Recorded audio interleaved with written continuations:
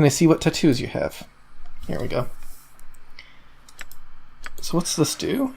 +1 to intelligence, and it gives us a lot of, well, few spells. That might be useful. Too bad it's a little outside of our price range.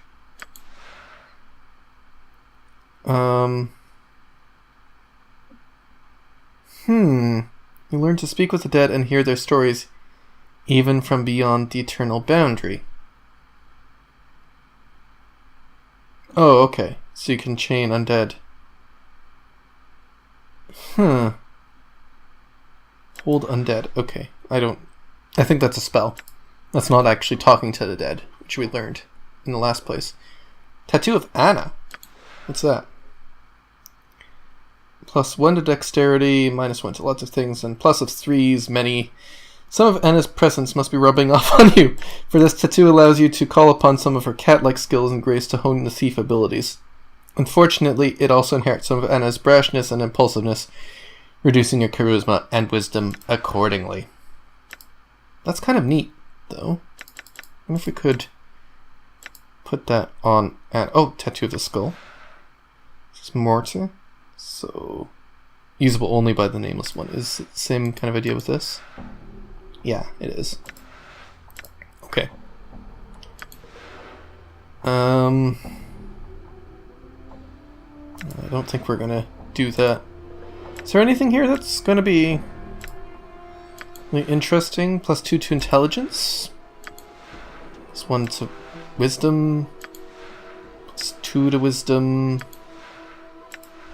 Yeah, I think most of these are just stat boosts. Yeah. Let's go down a little bit and see if any of it changes.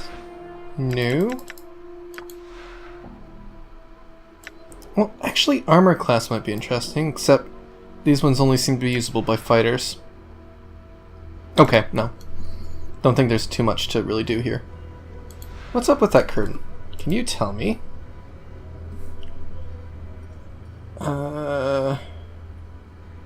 Questions? What lies beyond that curtain?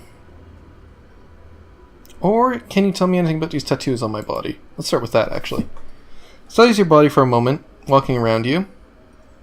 I know them, none are by my hand. Can you tell me about some of them? Fell nods. Symbols appearing around him like fireflies. The one upon your backs, the ones upon your back were inscribed with a careful hand and are directions for a mind that forgets itself. A symbol that lies upon your left shoulder is the mark of Torment. Ooh, key word, Torment. Symbol sharpens, gaining edges that are almost painful to your eyes. It is Torment. It is which draws all tormented souls to you. Phil nods at your left arm, at your shoulder. The flesh knows that it suffers even when the mind has forgotten. And so you wear the rune always. I'll keep that in mind. But what's behind that curtain? It is my gallery. Your discarded skins are my canvas. I admire you. I am saddened for you. Well, alright. Saddened for me, why? The mark of torment lies upon your flesh. Tragedies and loss have built themselves upon it, like stones upon a foundation. You have endured great pain. I admire you because you have never surrendered to the weight of these losses, despite the fact that their chains hang on to you still. These losses blanket this life, and all of your past ones. You shed lives like a molting serpent. You're exploring the infinite paths of life. Take with you this warning. Each of your lives casts a shadow on existence. You must travel to a place where these shadows have gone mad and regrets have scarred the earth. Is there anything else you can tell me? Do not sign anything. Interesting. Okay, very well. Oh. Do you feel complete? Huh. I don't. In fact, ever since I woke up in the mortuary, I feel like something's missing. Something inside. Or I could lie and I say, I feel complete. Yes, why? That's I don't know. I feel like this is actually an important point. Alright, well, what would the Nameless One do in this case? He's pretty emotional, but he's not very trusting at the moment. So he has given him lots of information. I think he's going to be defensive. That is none of your concern. Fine, never mind then. I must take my leave. Very well. Done. Okay. Well, I suppose we could take a look behind the curtain. He didn't say we couldn't take a look. Something about canvas and skins? What? Human skin has been stretched across the wooden frames. That's a little disturbing. Alright, let's... What's this wall? Black reverse whose courses divide, cross each other, then flow together. No, it wouldn't kill you to say a few words to me, fiendling. Or hug me. Or kiss me. Oh dear. Okay, black rivers. Blackened sphere with trails of black mist floating away from it. What's this? A night black steed with the dead white eyes and spines bristling from its shoulder blades. Are these actually relevant, I wonder? Possibly not. Alright. More people. No one seems to be particularly interesting, as far as I can tell. Angry hive dweller, collector is drunk, hive thugs. Amaris? Hey, wait a second, isn't that name familiar? You see a young woman dressed in tight leather bodice and leggings. She smells faintly of cheap perfume, and her face, though pretty, is painted with garish makeup. She smiles coyly as she sees you. Seeking some company, love? Are you by any chance Amaris? She stares at you silently for a time, then speaks. I was called that once, long ago. Who are you? Yeah, this is what I thought.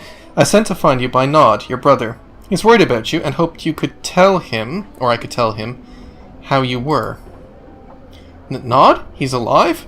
Where? Why didn't he come to seek me out himself? I think he's ashamed. He's a collector now, living in poverty in Ragpicker Square. It doesn't seem quite right, in the head, I mean. Updated my journal. Aye, he was a bit touched, even as a child, when his name was Thodus. Oh, I've missed him so. Ashamed, though? Ha! Me own work's no more proud. Ah, well, at least I'm doing well for myself. For a hiver, at any rate, eh? I must visit him soon. She looks at you closely for the first time since you've spoken. Are you a friend of Nod's, or... A friend? I guess as close as a friend we've got in this place. So relative to most other people, yes. Could you... She frowns, biting her lip as if considering something. Could you give this to him? She steps close to you and offers you a pouch of what looks to be about 100 copper commons.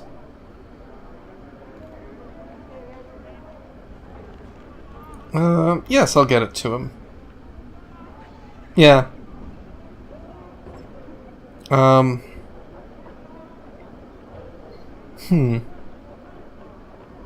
Just wondering, if she's going to visit him herself, then why would she be giving it to us? Something about this does seem a little bit off. I think we'll reluctantly say, yes, I'll get it to him. I'm sorry, Cutter, but could I get you to swear that to me? A lot of copper it is, for me at least. Yes, I swear I'll get it to him. Updated my journal. She hands you the pouch. I thank you. Go speak to Nord for me and tell him how I worry about him. I will. Farewell. Done. So we'll go and do that. Not right away. First we're going to explore this Smoldering Corpse bar.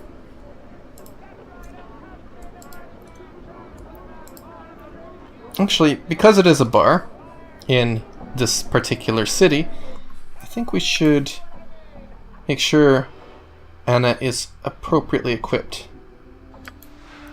So we've got armor here. Chain teeth earrings. Okay. So this is good for opening locks. It's like a +1 or something. Okay, and we've got these rings. I think there was something I wanted to give to Anna, but I can't seem to remember what it was. Oh. A simple silver ring needs to be identified. Oh yeah, this is the one that Farad gave us, because he did give us some stuff. So we should take a look at that too. But before we do that, now let's give Anna some stuff. Punch daggers of Morin. Sounds like something she might use. Obsidian earring, also something she might use, because that's a stealthy item. Yeah. Punch daggers are 1 to 4 piercing, speed 2, weight 2. The blades are well oiled and razor sharp. In addition, their relatively small size allows them to be concealed quickly when the guard patrol makes a sudden appearance. And why would we not want to use these ones? Because these are 2 to 8 piercing. This is double damage, as well as armor class and piercing, and well, yeah, this is pretty good. Yeah, I can't think of any reason why we wouldn't want to equip this. And a long story. I'm just going to skip to the end because I'll be frank, I don't feel like reading that. With the luck provided by her new blades, Morin was actually able to successfully strike an opponent in combat, which came as a shock to her. While her opponent was busy bleeding, Morin would make good on her escape. Unfortunately, during one such escape, Morin tripped, fell on her dagger, and died before she could staunch the bleeding from her wounds. Lovely story from the sounds of it. Let's give her punch daggers. And okay. I guess it's a default weapon and touch my blades again and I'll put them in your skull. Yeah, okay, so we can't do anything with that. So we'll just give her these punch daggers and yeah. Then I think we'll take a look at this, because this is interesting. Alright, let's identify this silver ring. Slightly warm to touch, but has no special properties until we identify it. So it gives +3 to save versus poison. Let's... oh. Gerai's ring. Let's put it on. Then we've also got this note from Farad. Beware shadows. Beware places where the night lives. Huh. Shadows again. Beware the places where the night lives. They wait. There is no natural darkness, only shadows. That's ominous. Okay. And this ring, these rings are quite common across the plains. It's a +1 armor class ring of a traveler. Simple to make and in great demand. Mages usually create these items as a way to raise quick money. Let's equip it. It's armor class. We are not very well armored. Very good. Let's save and go in. This one.